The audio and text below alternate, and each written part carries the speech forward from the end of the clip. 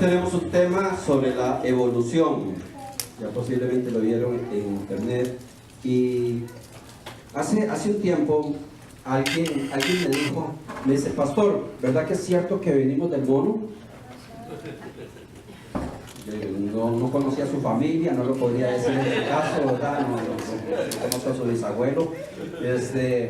Y después un joven también de la iglesia en algún momento me dice, pastor, pero la historia de Adán y Eva ¿es un cuento o es cierta? O sea, porque es que en el colegio nos explicaron pues que nosotros venimos de una explosión atómica que se llama el Big Bang.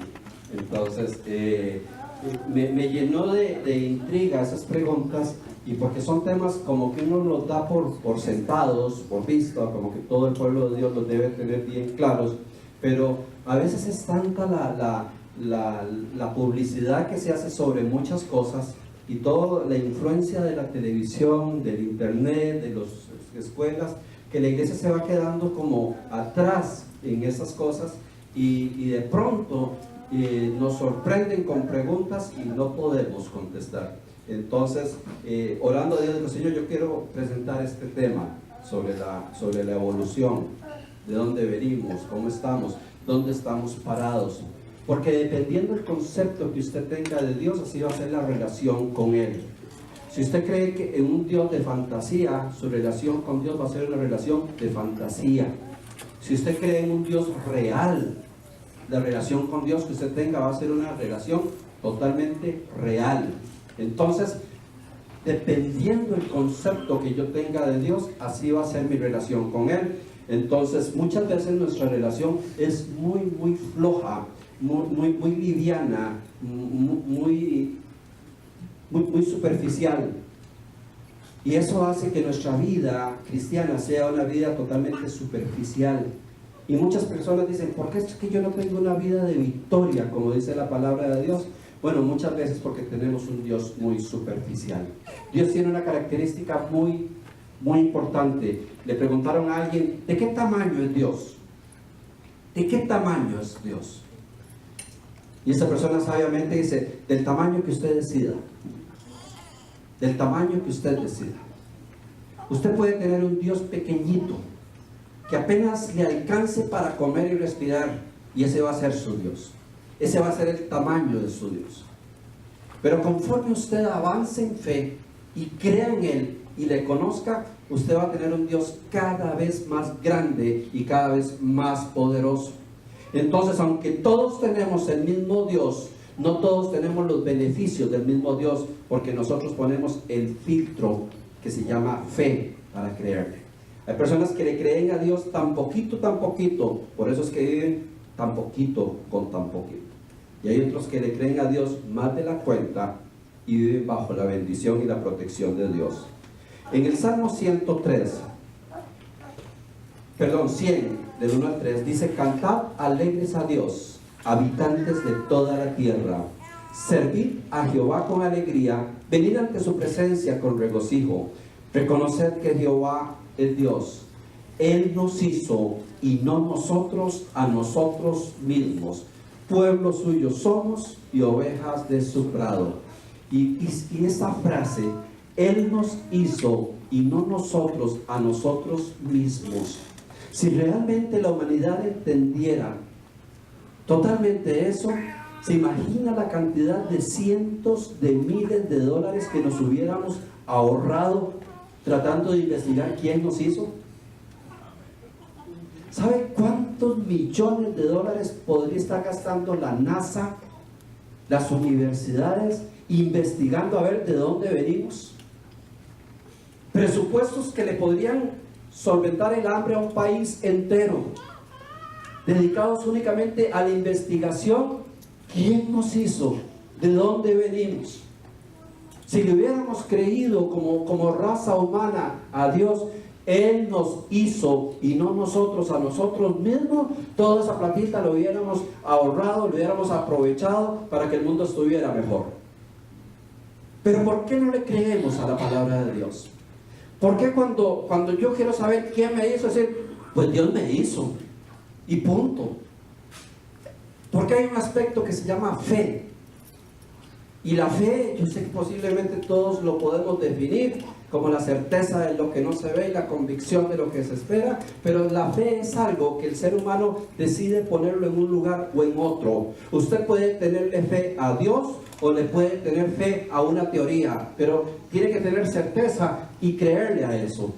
O sea, todos los seres humanos tenemos fe. El problema es en quién depositamos esa fe.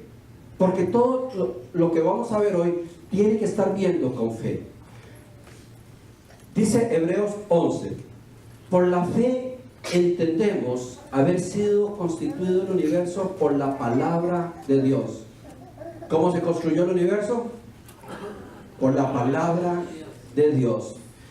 De modo que lo que se ve fue hecho de lo que no se veía. Pero sin fe es imposible agradar a Dios, porque es necesario que aquel que se acerca a Dios crea que lo hay y que es galardonador de los que le buscan. O sea, es necesario que el que se acerca a Dios pues crea que lo hay. Y si yo le creo a Dios y Él me dice que por su palabra fue constituido el universo, pues le creo y punto.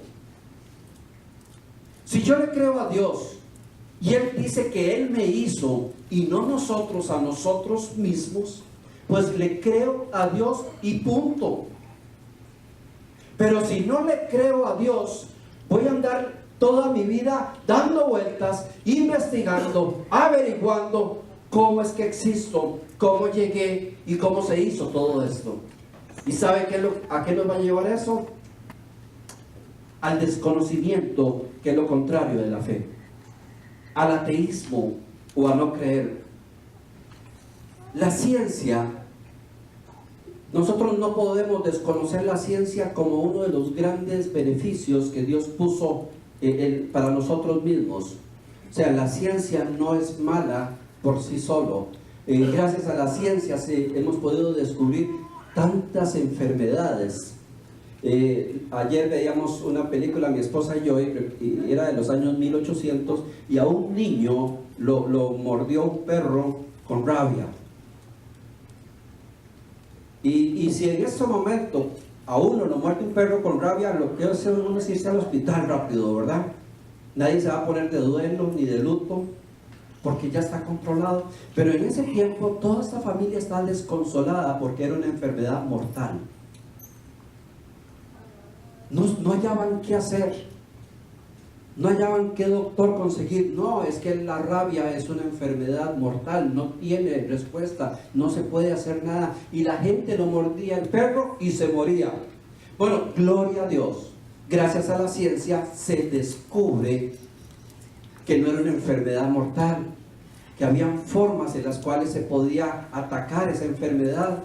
Y hoy por hoy, enfermedades que hace mucho tiempo eran mortales, ya son simples. Ya, pues te da una pulmonía y hay un alto riesgo, pero es que antes te dio pulmonía y firme su testamento, porque no había nada que hacer. Te dio cualquier cosa que era mortal. La ciencia es importante porque la ciencia proviene de Dios. La palabra ciencia viene de una palabra griega que quiere decir, la pronuncio como la leo, gnosis, con G al principio, la gnosis, o en latín scientia, que son palabras que lo único que quieren decir es conocimiento. O sea, la ciencia es el conocimiento del hombre. Entonces nosotros no tenemos ningún problema con la ciencia, porque es conocimiento del hombre.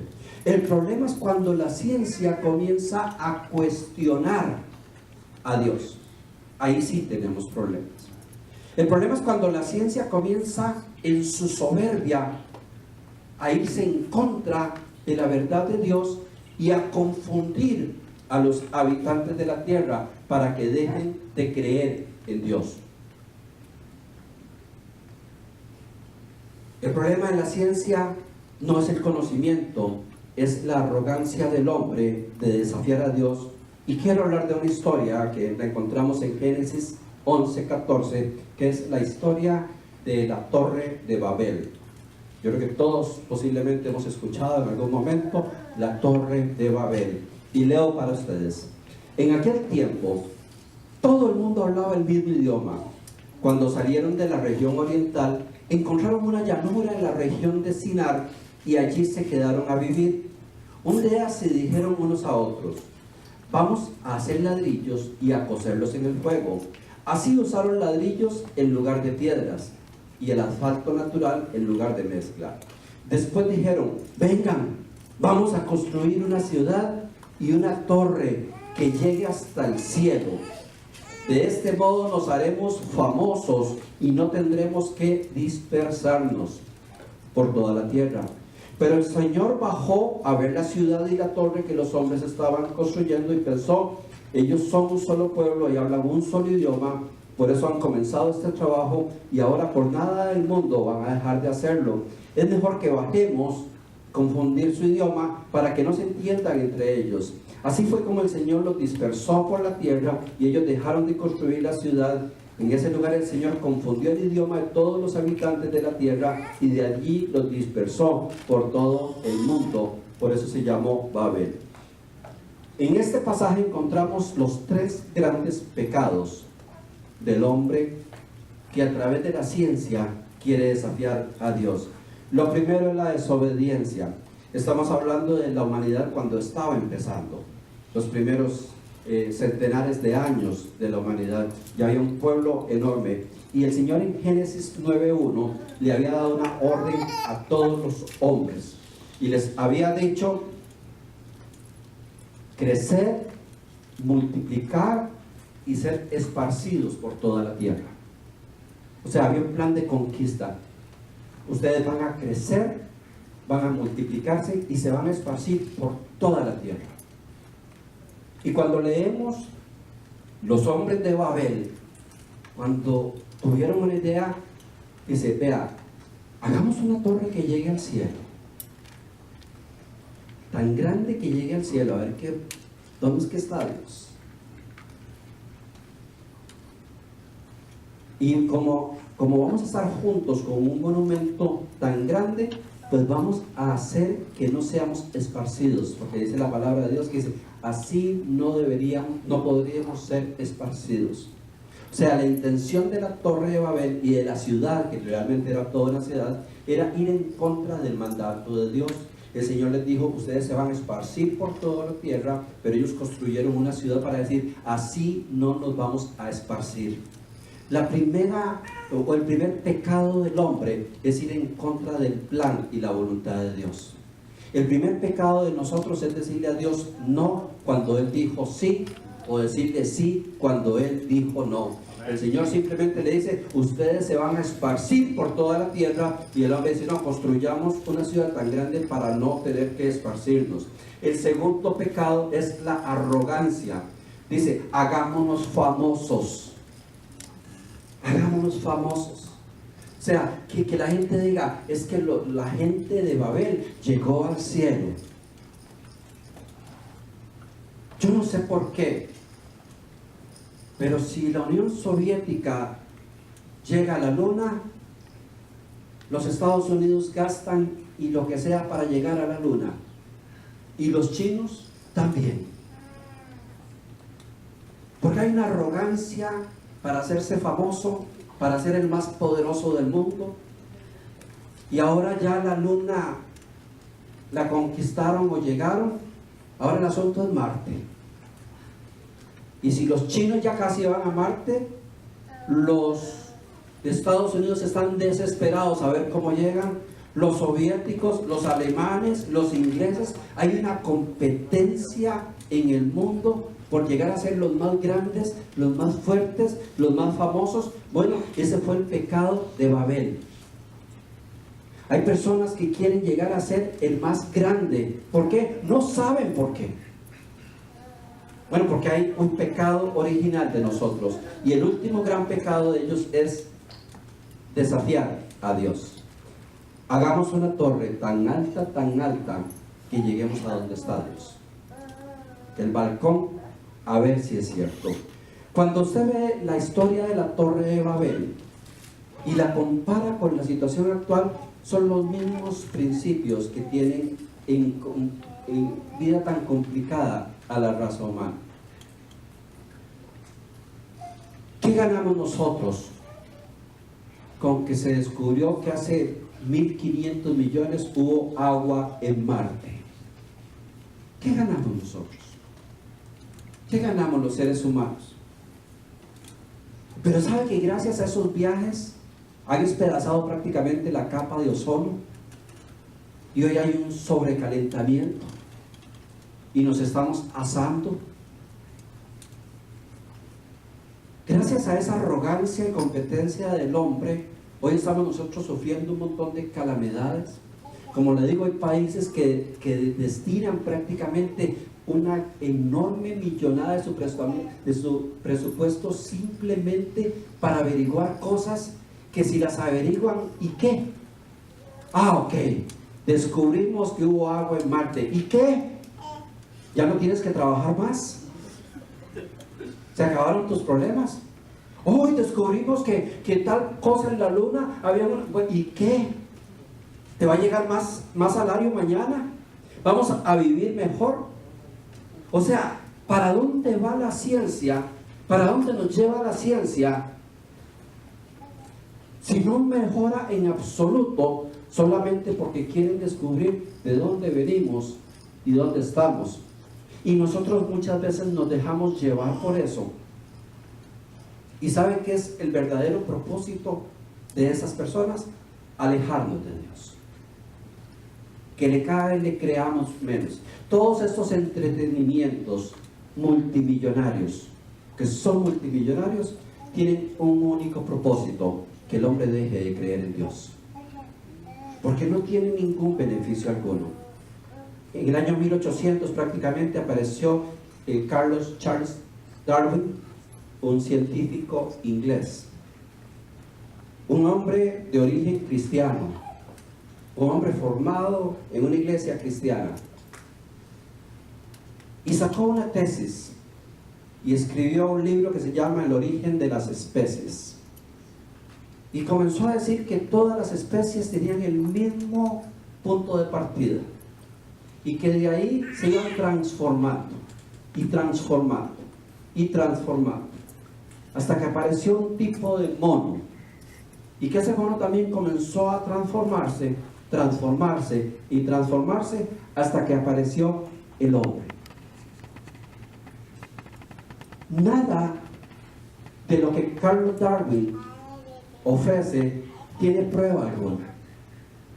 Es una hipótesis, es una conclusión, es un razonamiento.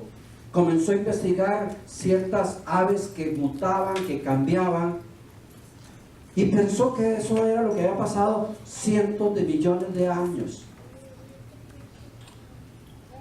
¿Saben por qué esta nación es grande?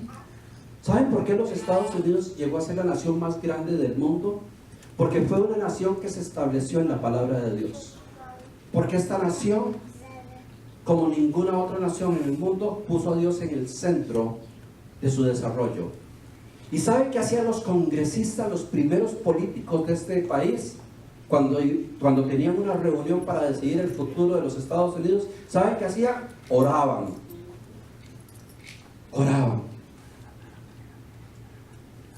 Se reunían todos los barbudos de ese tiempo, creyendo en Dios, creyendo que Dios los había traído acá, creyendo en los propósitos y los principios de Dios.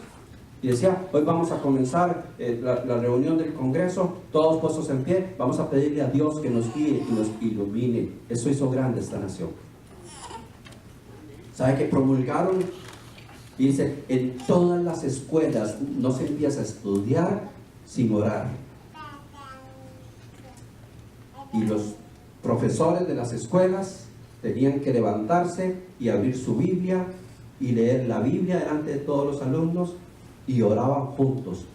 ¿Cómo no se iba a hacer grande esta nación?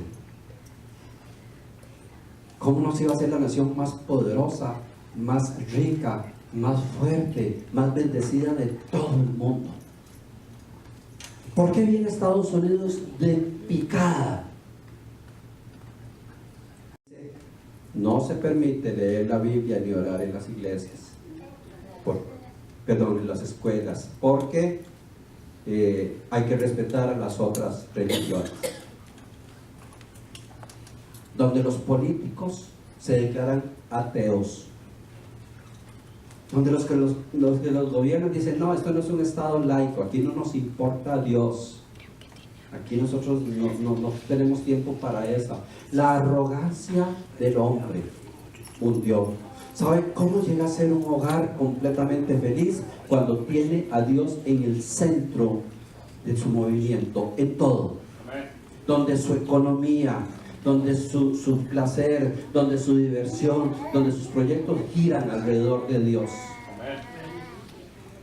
Cuando una pareja, cuando una familia nace un hijo, lo consagramos como lo hicimos hoy a Dios, nos preocupamos porque reciba la enseñanza de Dios, lo guiamos con respecto a sus mandamientos, le enseñamos la palabra de Dios y el niño dice, papi, ¿de dónde venimos? El Señor creó al hombre.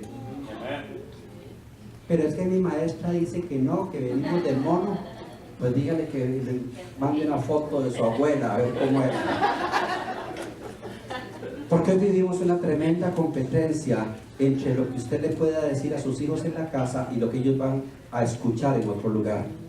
Pero sabe que cada vez los padres hablamos menos de eso, entonces los niños van entendiendo que toda la Biblia es un libro de historias y de fantasías, de mitos, que inventaron que Adán y Eva, que inventaron que el Edén, que inventaron una cosa, pero que no, nada de eso es probado, esos son mitologías, esos son cuentos. Y muchas veces los padres, hay niños que llegan a explicarle a los padres cómo se creó el mundo, y el padre dice, wow, ¿de verdad?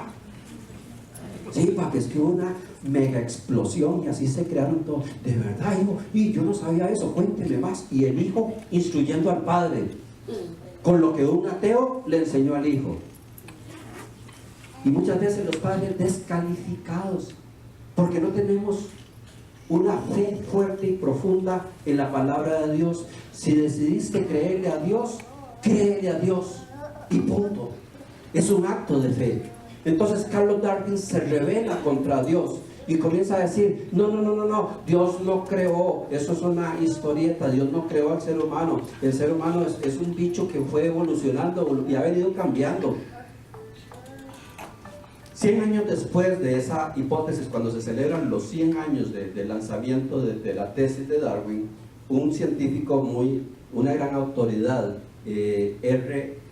W.R. Thompson, escribe en la edición centenaria del libro, y oiga lo que dice: Carlos Darwin no demuestra de ninguna manera el origen de las especies, ni él mismo estaba convencido de su teoría, pues jamás pudo comprobar, y hasta el momento no se ha podido comprobar científicamente nada. Ojo, en el capítulo 4 del libro de Darwin se emplea un lenguaje especulativo, imaginativo e hipotético, como quizás, tal vez, a lo mejor, no estoy seguro, puede que. Ese tipo de frases se mencionan en el capítulo 4 del libro de Darwin 187 veces. ¿Podés creer, podés depositar la fe sobre alguien que hace una tesis al estilo Capulina? Cuando yo leí eso me acordé de Capulina. ¿Sí saben quién es Capulina, verdad? ¿No? Dice, no sé, puede ser, a lo mejor, tal vez, quizás. ¿Te acuerdas? Mira, por lo menos primo de Capulina. ¿No les parece extraño que algo tan hueco como una teoría sin ningún tipo de prueba? Porque no puede decir, es que yo viajé varios millones de años atrás y vi como, no, simplemente me imaginé. Alguien explicando decía, no sé, a lo mejor, tal vez, ese tipo de cosas, y que se establezca prácticamente esa tesis por encima de la palabra de Dios. Y cuando alguien le dice, ¿cómo va a creer en la palabra de Dios? Entonces uno le dice, ¿cómo va a creer en esto? Ya vamos a ver por qué creemos en la palabra de Dios. Pero yo no le puedo creer a lo que cualquier persona, por científico, por estudioso que sea, me diga que vaya en contra de la palabra de Dios, con mucho más razón cuando no puede demostrar absolutamente nada. Se imaginó Tiempo después aparece la teoría del Big Bang, que es el gran estallido. Y esa teoría comienza a decir esto: de la nada, oiga, de la nada, de pronto se presentó una explosión en los cielos tan gigantesca que mandó pedazos por todo lado. Y esos pedazos se fueron convirtiendo en planetas y comenzaron a dar vueltas. Y entre las vueltas que daban, se fue haciendo el agua. Y se fue. Usted sabe que esa teoría se explica hoy universitariamente como una de las tesis más fuertes de la creación de todo lo que tenemos. Totalmente negando a Dios, negando la existencia de un Dios. Esas dos teorías, la de Big Bang y la de Darwin, tienen un punto inicial, que es que las dos comienzan de la nada. Y aún, iglesia, aún queriéndoles creer, uno le preguntaría a Darwin: Darwin, está bien, creamos en eso, pero ¿de dónde salió la primera especie? ¿De dónde salió el primer bicho? Y te diría: de la nada. Bueno, está bien, hubo un estallido, pero ¿de dónde salió ese chispazo? De la nada. Iglesia, ¿podemos creer nosotros en algo que viene de la nada, que no tiene sustento alguno? Y les pongo un ejemplo que escuché, que me hizo mucha gracia porque está muy bonito. Dice que un hombre llegó y había un vehículo frente a una playa, y en un lugar bastante desierto. Y llegaron varios y se quedaron viendo: ¿cómo es que está este vehículo acá? ¿De dónde salió? Dice: pues lo trajo alguien. Sí, pero ¿quién lo hizo? Muy sencillo, pues abrámoslo, busquemos los papeles, y ahí dice si lo hicieron los chinos, los japoneses, los americanos, ahí tiene que decir quién lo hizo. Entonces el hombre dice: mira, es un Toyota, fue hecho en Japón en tal año. Y el otro le dice: ¿cómo?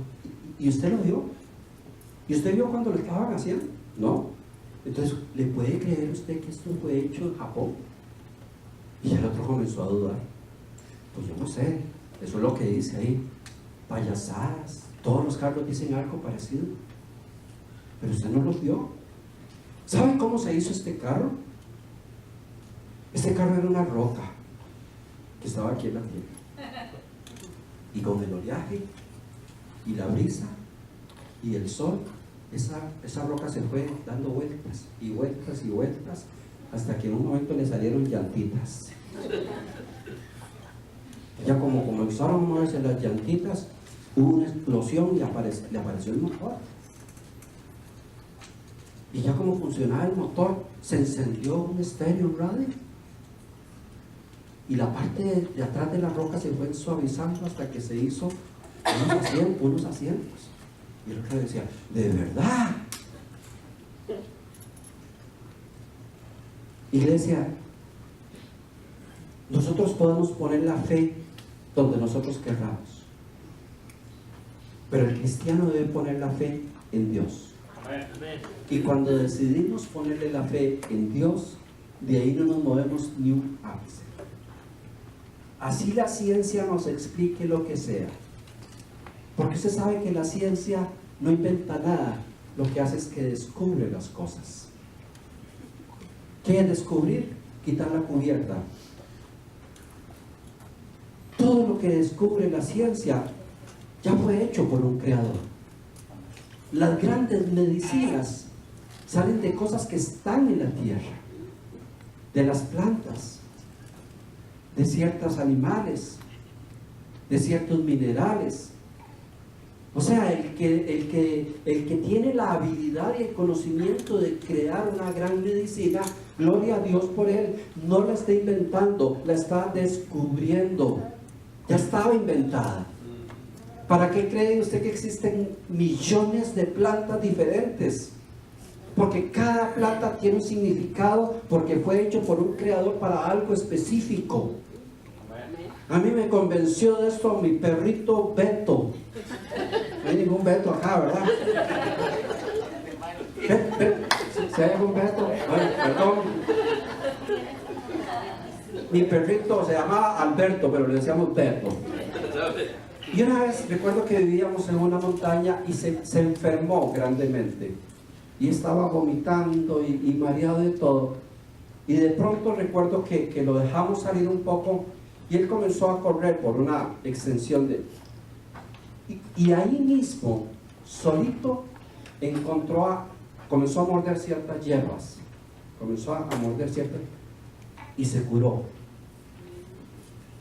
O sea, Beto era mejor que Darwin, porque tenía pruebas de lo que hacía. ¿Sabe qué? Porque hasta un animal sabe que Dios en toda la tierra dejó la solución para todas las enfermedades.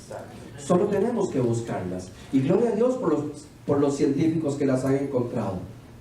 Pero no pueden caer en la arrogancia de entonces, como encontré la solución, ahora niego a Dios. Si Beto me hubiera dicho, ya me curo solo, no quiero que me dé más comida, se muere de hambre. La arrogancia, que es el pecado del hombre de desafiar a Dios, lo lleva a que cada vez que descubre algo, le busca un significado para decir que Dios no lo hizo. Dios hizo el arco iris. Está en la palabra de Dios. Y yo creo que todos lo hemos visto. Y tiene un significado, es un significado de un pacto, donde Dios le dijo al hombre, y nunca más volveré a destruir toda la tierra con agua. Y para eso ustedes cada vez que vean ese arco iris se van a acordar de esta promesa. Algo precioso. Y ellos se quedaron viendo el arco iris. Pero el hombre dice, vamos a investigar qué es el arco iris. Yo recuerdo que uno le decía que si uno llegaba a donde terminaba el arco iris se encontraba unas vasijas con oro, ¿verdad? Nadie no anda buscándolas todavía. Pero el hombre comienza a investigar y de pronto entiende que hay una evaporación del agua después de ciertas cantidades de lluvia y que eso ha sido como una masa de gas y que el prisma, dependiendo cómo peguen los rayos del sol, entonces va dando una ilusión óptica. Bueno, una cuestión muy lindo. ¿Sabe qué descubrió el hombre? ¿Cómo fue que Dios hizo el arco iris? ¿Cómo fue que Dios detalladamente hizo el arco iris para que en cualquier lugar del mundo tenga los mismos colores y el mismo orden de colores? Pero ¿sabe qué hizo el hombre cuando descubrió cómo era que Dios lo había hecho? Dijo, mentira, la historia del arco iris. No lo hizo Dios. Es el prisma cuando le pega el sol. Le quitamos la gloria a Dios cuando descubrimos cómo Dios hizo las cosas. Les he contado la historia del hombre que va con su mujer al hospital y va desesperado y va clamándole a Dios, Señor, no creo que podamos llegar, se me está muriendo y ese hospital está así, no tengo ni cómo entrar, Señor, ábreme un espacio, ábreme un parqueo, Dios mío, para poder bajarme rápido, porque si no tengo que parquear 5 pisos arriba. Y va el hombre clamando a Dios, Señor, por favor que aparezca un parqueo, una zona libre antes de que yo llegue a emergencias. Y cuando está el hombre al puro frente de emergencias, ve un parqueo libre. Y dice, Señor, ya lo encontré.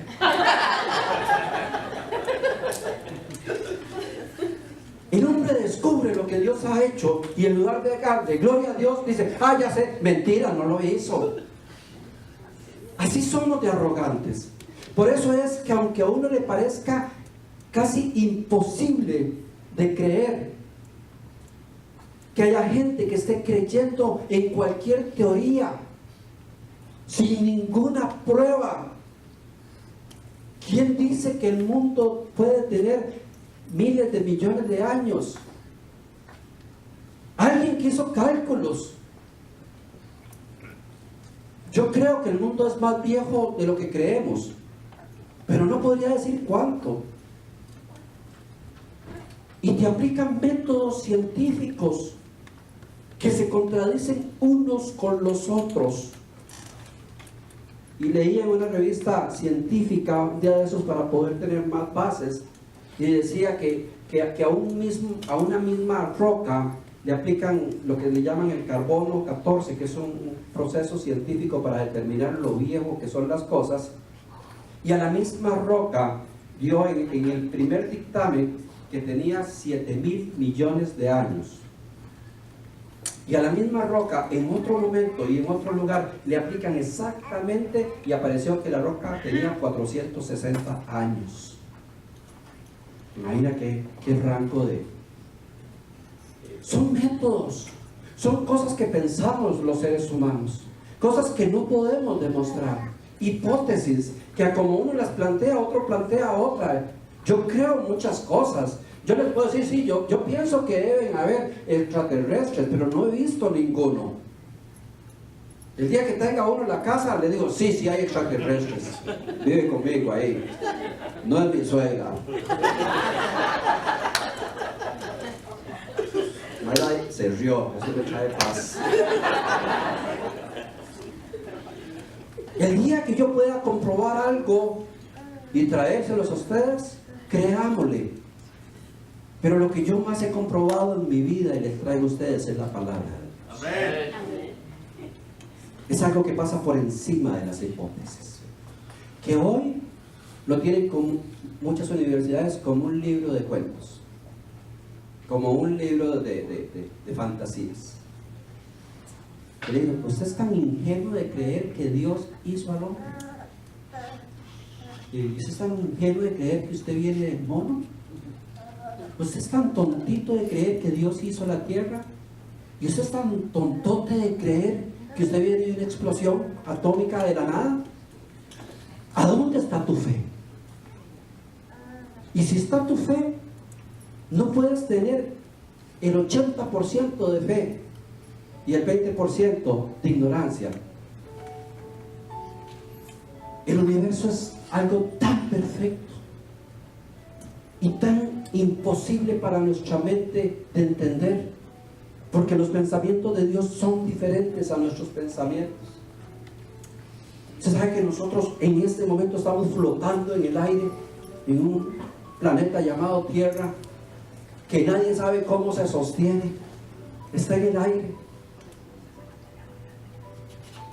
que fue creado, que hay una atmósfera que nos permite respirar, que nos permite hablar, y que no aparece en otro lado atmósfera. Que si en ese inmenso universo usted agarra una estrella y la saca, comienzan a chocar todos, porque todo está matemáticamente balanceado. Los giros de la Tierra, los movimientos de la Luna, los movimientos del Sol, de los planetas. Cuando estudiamos la palabra de Dios y Él nos dice, los cielos cuentan la gloria de Dios y el firmamento la obra de sus manos. Fíjese, ¿quién es el hombre que no le quiere creer a Dios y que prefiere creerle a cualquier historieta que se hizo para que el hombre se aparte de Dios? El cuerpo humano es una máquina tan perfecta, pero tan perfecta, que todavía tiene muchas de sus áreas que no se explican cómo funcionan, pero es que son perfectas. Usted por dentro tiene la maquinaria más impresionante que una persona puede pensar que exista. Todo conectado por líneas sanguíneas, por arterias, por sistemas nerviosos que llevan señales eléctricas, devuelven señales. Vea, somos una maravilla de máquina, lo que el hombre ni siquiera se imagina que puede existir. Y podríamos ser tan soberbios de decir, yo no sé ni de dónde vine. Como el carro de la playa, yo no sé, solo le apareció el radio. Hay un creador. Y quiero cerrar con esta parte de un hombre que sufrió mucho, de un hombre que lo tenía todo, llamado Job. Dice que ese hombre amaba tanto a Dios, estaba tan impresionado con Dios, que dice que todos los días inclusive ofrecía sacrificios a Dios, y que después hacía sacrificios por si los hijos hubiesen hecho algo malo, con tal de que Dios estuviera bien. Es el único hombre que se le llega a llamar en ese momento prácticamente que fue perfecto con respecto a Dios, impecable. Y de un momento a otro ese hombre comienza a sufrir calamidades, calamidades y calamidades.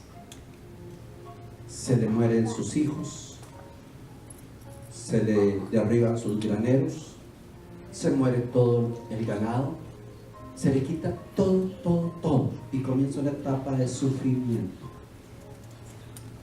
Etapas de sufrimiento que a veces la ciencia dice: ve, si Dios existiera, usted no sería tan, porque siempre se le va a buscar echar la culpa a Dios. Hablamos hace unos días, yo podría estar sufriendo por 3 motivos: por cabezón, por hacer lo que no tenía que hacer, por simplemente una cuestión colateral que cualquiera le puede pasar, o por un plan de Dios. Pero sea la que sea, las 3 opciones tienen la misma solución: que Dios esté dentro de mí, que yo lo tenga. Y Job comienza a sufrir, y a sufrir, y a sufrir, y llega a tener inclusive una sarna que dice que para aplacarse la sarna agarraba como una teja, como un ladrillo, y con eso se podía rascar su cuerpo, despedazar su cuerpo del dolor. Yo creo que era un hombre, para llegar a una calamidad tan grande, de tal vez comenzar a cuestionar y decir: yo creo que Dios no existe, porque yo he sido bueno, porque yo nunca le fallé a Dios, porque yo he sido obediente a Dios, y si Dios existiera, a mí no me estuviera pasando este montón de desgracias y desgracias. Y un momento donde Job le reclama a Dios, nunca reniega contra él, y dice: Señor, ¿por qué me tienes viviendo esta vida? ¿Por qué? Si yo nunca te he fallado. Y yo quiero que leamos el libro de Job, y el Señor se le devuelve y le pega una regañada y le dice: Job, ahora siéntate y escúchame. ¿Dónde estabas tú el día que yo formé la tierra? ¿Dónde estabas tú el día que yo le dije al mar: hasta este límite llegas, y aquí está la tierra? Y comienza Dios a hablarle de toda la creación. ¿Sabe qué le dijo Dios a Job en ese momento? Que la tierra era redonda. Y Cristóbal Colón lo descubrió como 5,000 años después. Le habló de la circunferencia de la tierra y le dijo: mejor no nos metamos a reclamarle a Dios, porque a veces con un poquito mal que nos está yendo comenzamos a decir: es que yo no sé, es que Dios no me escucha, Dios no me quiere, Dios no me responde, Dios esto, Dios el otro. Que no nos siente el Dios en una silla, decirle: papito, siéntese ahí, le voy a explicar el orden de las cosas. Somos una máquina perfecta, en un sistema universal perfecto, hecho por Dios. Nuestra fe está en Dios, porque yo día con día le conozco más, porque me responde, porque habla mi corazón, porque me enseña las cosas, porque he aprendido que si camino con Él voy en la dirección correcta, porque nunca me ha dejado solo, porque he pasado valles de sombra y de muerte y Él ha estado conmigo, porque vivo bajo la sombra del Omnipotente, pero que lo único que me puede a mí alejar de Dios es mi arrogancia, cuando yo comienzo a cuestionar. Termina Job diciendo una declaración que hasta el día de hoy resuena por todos lados: Señor, yo había oído hablar de ti pero ahora mis ojos me ven. Dice otra versión, de oídas te había oído, mas ahora mis ojos te ven. Es la diferencia entre un religioso y un hijo de Dios. El religioso conoce a un Dios de oídas. De oídas. Sí, yo he escuchado. Sí, dicen. Sí, yo voy a la iglesia los domingos, sí. Pero el que ve a Dios a través de la obra de sus manos, a través de la misericordia que tiene, a través de sus planes perfectos, a través de su palabra que se cumple y se demuestra. Mas ahora mis ojos te ven. Con esas palabras, Job cambia la historia de su vida. Diciendo, no, yo tenía un Dios de fantasía.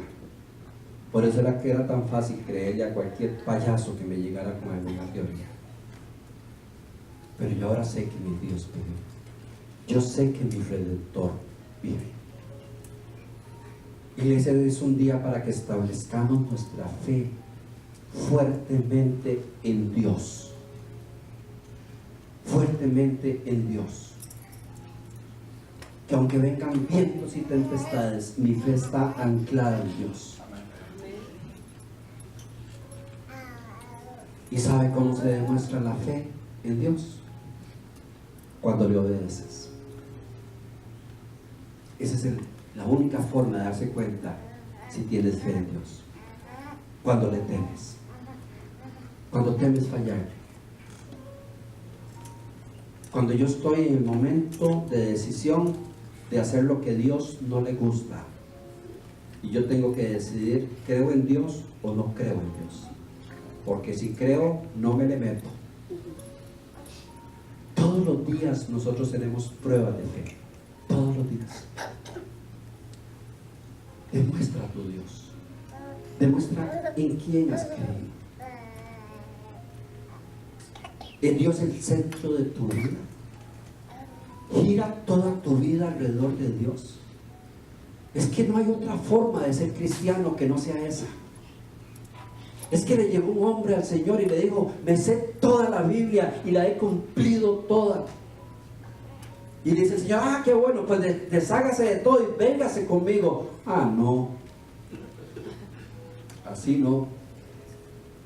¿Sabe que el Señor nos quiere no al 90, no al 95, nos quiere al 100%, creyéndole y obedeciendo?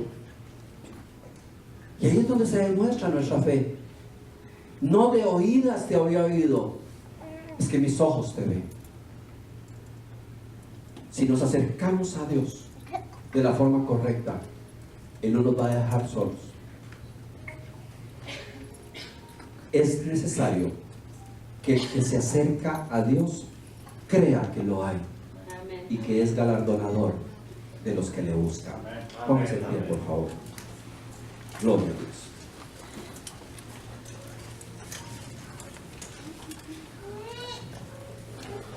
Iglesia, espabilese. ¿Sabe que espabilarse es un término bíblico? A mí me lo decía mi abuela, espabilate, muchacho. Pero ¿sabe que espabilar es un término bíblico? Había unas lámparas que se usaban en los templos de aceite y se les ponía un pabilo grande para que alumbraran. Y los sacerdotes, como no podían tocar las lámparas, usaban unos tipos de tenazas que se llamaban despabiladoras. Entonces metían esas tenazas y le podían quitar la parte del pabilo quemada para que la lámpara volviera a encender. Eso es despabilarse. Despabilarse es quitar un poco toda esa mecha que tenemos quemada para volver a hacer luz, para volver a que la gloria de Dios se vea en nosotros. Puede que hace mucho tiempo estuviste tan cerca de Dios y eras la luz y tan gozoso, tan feliz y de todo, pero si no te despabilas, te vas a quedar echando humo nada más. contando de cuando Dios hizo cosas, pero sin alumbrar. Hoy es un día de espabilarnos y decir: Señor, quita todo lo que alguna vez fue grande en mí, pero que hoy ya es pabilo quemado. Porque la vida cristiana es día con día. Hoy es un día donde usted va a ver la gloria de Dios, pero ya mañana es otro día donde tienes que ver la gloria de Dios. Hoy es un día donde puedes estar muy cerca de Dios, pero mañana vas a tomar la decisión si estás cerca de Dios o lejos de Dios. Despabilémonos todos los días. Vamos a orar. Padre, en el nombre de Jesús, te damos gracias en esta noche. Señor, te damos gracias por tu amor, por tu misericordia y por tu poder. Señor, hoy establecemos nuevamente y con mayor fuerza nuestra decisión de creerte, nuestra fe. Yo te creo, Señor. Yo creo que tú hiciste los cielos y la tierra, como dice tu palabra. Yo creo que tú hiciste al hombre perfecto, que tus propias manos crearon todo a la voz de tu palabra. Yo hoy paso por encima de cualquier teoría humana, de cualquier especulación que te quite la gloria, porque yo hoy declaro que el único que merece la gloria, la honra, el poder y la alabanza eres tú, Señor. Yo hoy alineo mi vida, Señor, a creerte, a caminar contigo las 24 horas del día, a estar contigo en todo tiempo. Y al dejar de oídas te había oído para decir: mas ahora mis ojos te ven. Quiero ver tu gloria brillar en mí. Te amo, Señor. Te amo con todo mi corazón y te creo al 100%. En el nombre de Jesús. Amén y amén.